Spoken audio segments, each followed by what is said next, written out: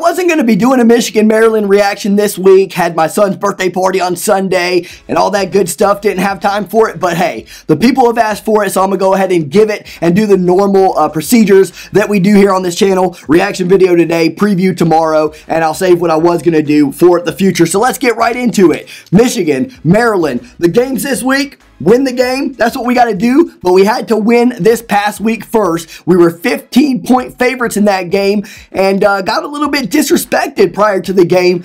And there we go. We win by 41 because that's what Michigan football does. Looked excellent doing it. Now, if you're new here, we talk about the good things that Michigan does well. Absolutely. But at the same time, you know, I like to pick and choose things that we didn't do well because we have Ohio State next week. So we have to fine-tune some things up, and I like to talk about those things. Let's get into it. Pass protection.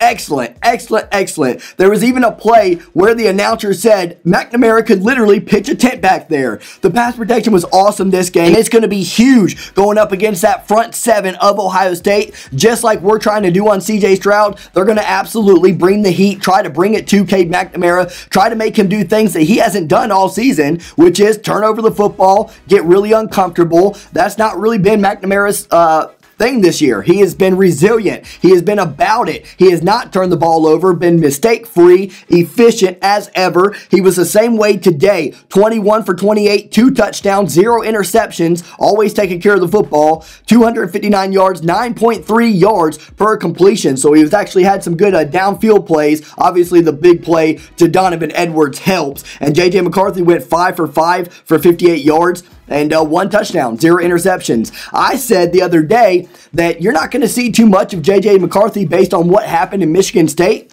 but as I watched him in the Maryland game and the fact that he got brought in when it was a 14-3 game in the second quarter, that tells me that Michigan is, you know, going to be looking into playing J.J. McCarthy a good bit in this game. I think he might get anywhere between 9 and 10 snaps. I think he's going to get more playing time than what I originally projected. I think they want to give that look to Ohio State. See if for whatever reason, if Cade McNamara struggles against Ohio State, maybe J.J. McCarthy comes in and they see what he's capable of in that scenario, as he has a different skill set than Cade McNamara does. The offense, steady as always, your typical Michigan offense, and, you know, they mentioned it during the commentating as well, how, you know, we started off with the spread with Gaddis, we went back to what makes Harbaugh a little bit more comfortable, back to his Stanford days, back to his San Francisco days, and that's what we've seen, and it's been steady. I don't know how much of that's going to work against Ohio State, but I saw a lot of good things in this game that make me feel a little bit more comfortable going into the game next week. Things like on the goal line, our red zone efficiency got much, much better, and a big reason why was, we took the plunders and the dives when we had the opportunity to go ahead and score them in for a touchdown, do what we do best with Hassan Haskins, but you also saw a lot of motion, guys in motion. You saw a lot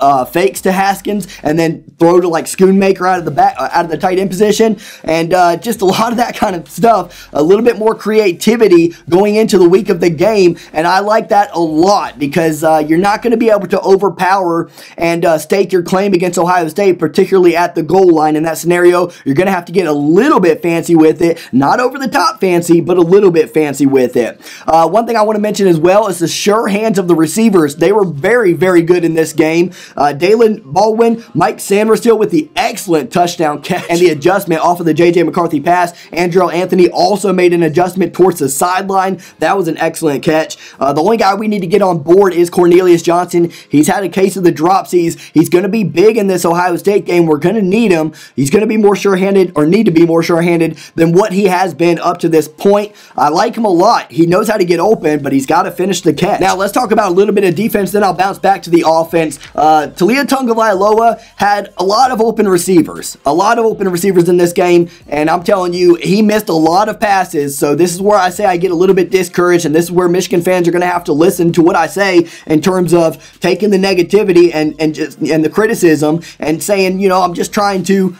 let you guys know that this is where we could do better at. There were a lot of open receivers, particularly in the second quarter on that red zone drive by Maryland where they had to settle for a field goal Tagovailoa missed his wide open receiver twice in the end zone, 2 times in a row. Also missed plenty of times in the third quarter with wide open receivers on the run, on the move. I'm telling you right now, CJ Stroud makes that pass all day, every day. So, you know, you got to get better, Michigan does, in their communication. When they're bringing 4, that's going to be one of the fortes you have against Ohio State. You're able to bring 4 and still get pressure on the quarterback. That's all good and well. But then you have 7 guys back there to drop back in coverage and communicate with each other. Hey, your guy's coming, your guy's coming. And you know, too many receivers for Maryland got free in this one, in that scenario. If you let the Ohio State receivers get free in that same kind of scenario, if you let that happen, it's going to be not only a catch for a first down, but they'll house it. They'll house it. So Michigan has to do a better job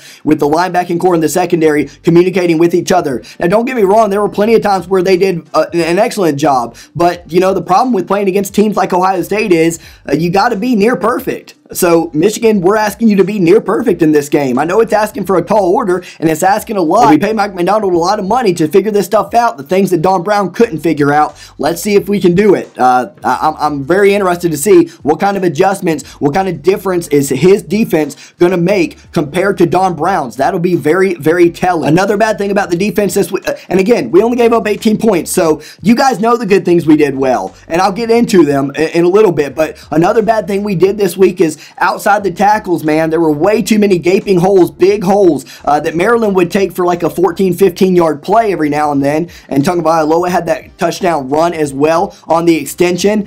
Ohio State is going to do, you know, even bigger than that. They'll turn those 15-yard plays that Maryland got into touchdowns. So we're going to have to make sure we do a good job not giving up those holes, clogging those holes. But at the same time, one thing I did like that we did, we learned from the Michigan State game where I kept telling you, we kept crashing in with our linebackers and our secondary and our safeties.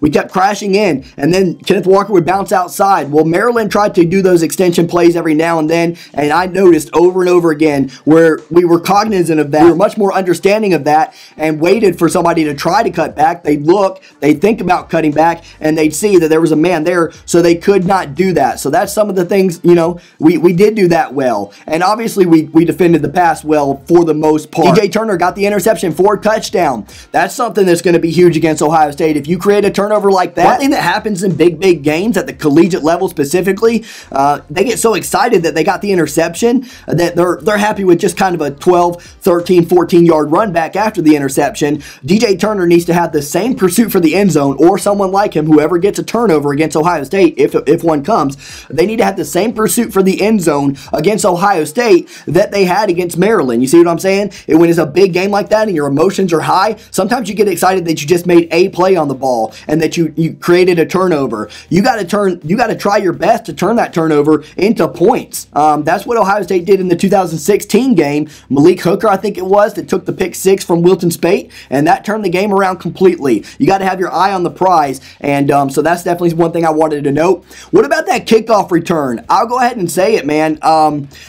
I don't want to be too negative again. I'm just trying to think about next week. You know, we got to get some things right for next week. On the one hand, what I do like about it is get your players excited. It gets them, hey, we're playing fun football. We're having a blast. This is fun. We know what it feels like to win and win in this manner and do cute little plays and take them to the house the way we did with A.J. Henning on that kick return. But man, it's tough to see that play take place against Maryland when we were up by 21 at the time, 31-10, and then made it 38-10. It's tough to see that play against Maryland instead of maybe next week against Ohio State to see if that look was there. The caveat to that is Ohio State special teams has been pretty sound, pretty steady. I'm not sure that would have worked anyways, and maybe they're just giving Ohio State another look, something else to have to think about coming into the game.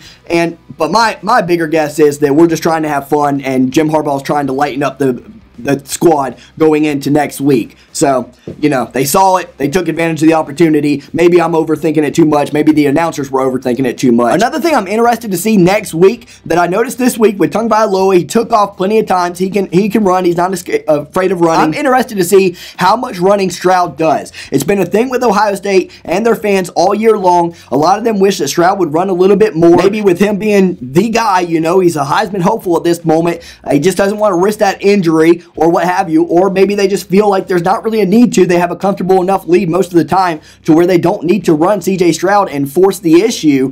But I'm actually among the camp that thinks that Stroud's going to run a little bit more here in this Michigan game. I personally think that Michigan should really practice for that a little bit more than what I imagine they're going to, because they've noticed, you know, just like Michigan with the reverse on the kickoff return. We haven't done that all season.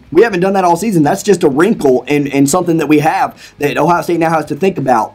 In the same manner, Stroud hasn't been much of a runner this season, but he's very much capable, and I really do think they're going to try to use that a little bit more often, especially with the kind of defense that we're going to try to play against Ohio State, dropping back 7 and not giving him a lot of open receivers, hopefully, to throw to. So expect Stroud to take off more, not a ton, but more than what you're used to seeing. And then let's close with this. Who's going to make the play for Michigan? Who's going to make the plays for Michigan against Ohio State next week? Because in today's game, or in Saturday's game, it was Donovan Edwards all day, every day, and I want to see him on the football field a lot more against Ohio State. I think we found something in Donovan Edwards the same way we found something in Andrell Anthony against Michigan State. We got a lot of playmakers, more playmakers than what we really thought we had coming into the season, and we have to utilize them. Big plays, big moment plays at big times and big opportunities is going to be monumental against the Buckeyes in the game next week. We'll have the preview for you tomorrow.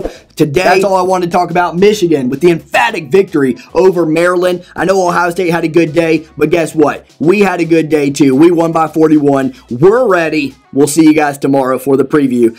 I'm waiting for it, and I know you guys are. Take care. God bless. Go Blue.